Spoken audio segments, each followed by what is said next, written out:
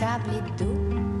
Dans un coquillage, la voilure d'un bateau qui se balance. Il est 12h18 sur Europe 1, nous sommes en direct, édition spéciale consacrée à la disparition d'une légende. Nous pleurons une légende du siècle qui incarnait une vie de liberté. Voilà les mots d'Emmanuel Macron, une histoire de plage que vous entendez à l'instant.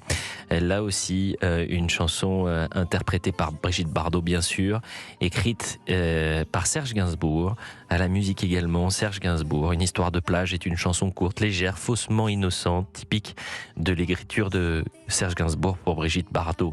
Je vous propose d'écouter également la réaction de Pascal Praud. Pascal Praud qui est revenu il y a quelques instants sur la disparition de notre icône française, Brigitte Bardot. Vous avez dit icône du cinéma. Moi, je dirais icône française. Ça va bien au-delà du cinéma. C'est-à-dire que beaucoup de jeunes femmes se sont appelées Brigitte. Les femmes se coiffaient comme Brigitte Bardot. Elles portaient des robes Vichy comme Brigitte Bardot. Et en fait, elle incarne un âge d'or français de liberté. C'est la femme pieds nus sur le sable et qui danse et qui choisit la vie qu'elle veut. C'est-à-dire qu'elle choisit ses amants, elle choisit d'être mère, elle choisit de divorcer. Elle fait... En cela, c'est une héroïne des années 60-70. C'est, toutes ces femmes qui sont nos mères pour ma génération. Moi, je suis un enfant de 64 et nos mères qui étaient nées parfois avant-guerre. C'est pas d'ailleurs la même catégorie que les baby-boomers, mais c'est des femmes quand même qui ont voulu s'émanciper. Qu'on avait un peu assez du conservatisme français des années 60, disons-le, qu'on avait assez du corset gaullien ou gaulliste qui pouvait exister, qu'on voulu s'émanciper, ça donne les années 70. Bardot, elle est de 34, elle a 40 ans en 74, elle arrête de tourner, et elle arrête de tourner pour se consacrer à une cause aujourd'hui qui est reprise par beaucoup de gens, mais qui à l'époque était moins fréquente, qui est la cause des animaux. Il est 12h20 sur Europe 1, nous sommes en direct avec Yves Bigot pour nous parler de Brigitte Bardot. Vous la connaissez, vous êtes le biographe officiel de Brigitte Bardot. Cher Yves, merci d'être en direct avec nous. Vous avez écrit Brigitte Bardot, par exemple, la femme la plus belle et la plus scandaleuse au monde. Pourquoi était-ce la plus belle et pourquoi était-ce la plus scandaleuse selon vous ? Écoutez, la plus belle, il suffit de regarder, voilà, toutes ces photos, ces films. La plus scandaleuse, elle l'a été, je dirais, involontairement, avec le scandale mondial et le succès international qu'a été Dieu créa la femme en 1956-1957, avec notamment cette scène finale où elle danse le mambo de manière extrêmement sexy et sensuelle, mais aussi en raison de la manière et de la légèreté avec laquelle elle interprète son personnage, qui est totalement scandaleux, puisqu'elle tombe amoureuse de 3 frères les uns après les autres, dont l'un qu'elle a épousé au passage. Et puis, elle est scandaleuse et elle est restée jusqu'à son dernier souffle par la liberté de sa parole.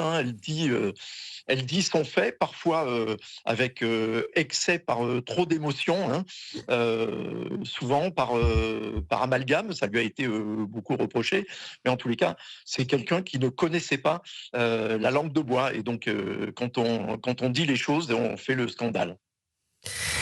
Si vous avez pu rencontrer, j'imagine, Brigitte Bardot à de nombreuses reprises, on est en train de dresser le portrait, de dessiner le portrait de cette icône, cette légende du siècle. Ce sont les mots du président de la République. Mais dans l'intimité, Brigitte Bardot, c'est quoi ? Alors, je ne serais pas capable de vous répondre sur son intimité, mais moi, j'ai connu Brigitte Bardot, la tropézienne. Ses parents, bien avant Dieu créa la femme, avaient acheté une maison à Saint-Tropez. Et elle y venait déjà quand elle était enfant. Je suis moi-même tropézien, donc je la croisais dans la rue, allant faire ses courses, etc. Et quand on était gamin, on lui disait « Bonjour madame », et elle nous répondait avec un sourire « Bonjour mon petit ». Donc, en tous les cas, à Saint-Tropez, la tropézienne était quelqu'un de très simple, de très abordable. Et même si pendant les dernières années, elle vivait assez cloîtrée avec son mari Bernard Dormal à la Madrague. Est-ce que lorsqu'on parle de Brigitte Bardot, il faut forcément se dire c'était la France d'avant, ou au contraire, c'est une France qui perdure, c'est-à-dire qu'il y a encore une transmission dans l'élégance, la sensualité, dans le côté aussi rock'n'roll de Brigitte Bardot?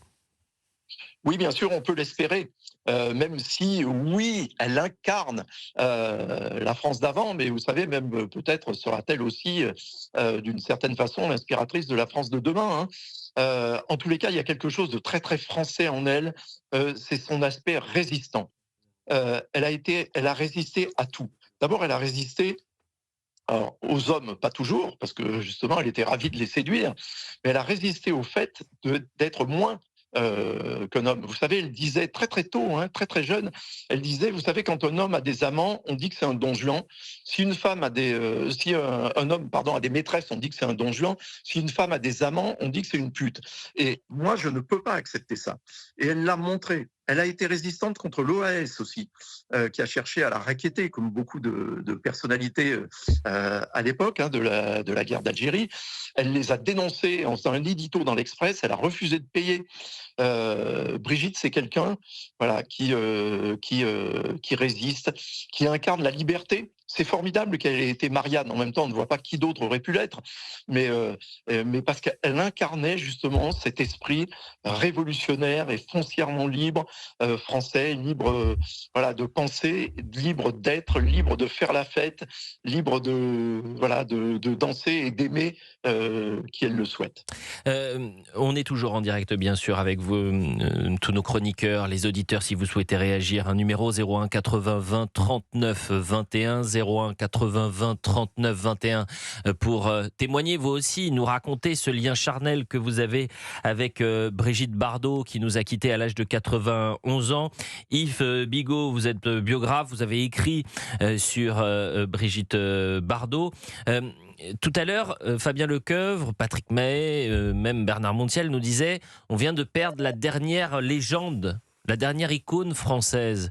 Est-ce que finalement notre société ne nous a pas permis de retrouver ce caractère iconique dans le monde de la culture, ou du moins du cinéma ? Oui, ça a changé parce que maintenant les icônes françaises, c'est Kylian Mbappé, Ousmane Dembélé. Et pourquoi pas, vous pouvez avoir des icônes sportives, c'est pas incompatible. Dans les années 60, 70, 80, Michel Platini est une icône du sport, une icône française. Et Bernard Hinault. Et Bernard Hinault, bien sûr. Non, mais moi je parlais vraiment du monde de la culture en soi, du cinéma, de la musique. Est-ce qu'il nous reste encore des icônes absolues, mondiales? Elle est la dernière, en tous les cas, à l'avoir été, parce qu'elle est la dernière à avoir appartenu à un monde où les stars étaient intouchables et inatteignables. Aujourd'hui, le monde a changé. Les comédiens, les chanteurs, on les voit sans arrêt à la télé, ne serait-ce que parce qu'on rediffuse, ils n'ont même pas besoin d'être là, où on diffuse leurs vidéoclips, et puis ils sont omniprésents sur les réseaux sociaux. Donc le monde a totalement changé. On n'aura plus d'icônes comme Brigitte Bardot, et puis surtout on n'aura plus de Brigitte Bardot, parce qu'elle était absolument unique, à la fois dans sa personnalité et à la fois dans son physique incroyable de danseuse. Eh bien, merci Yves Bigot d'avoir réagi en direct pour Europe 1, édition spéciale consacrée à la disparition de Brigitte Bardot. Je vous propose de faire une courte pause, et comme à chaque instant, il faut qu'on se quitte quelques instants en musique, bien sûr, avec la voix extraordinaire de Brigitte Bardot. Tu sais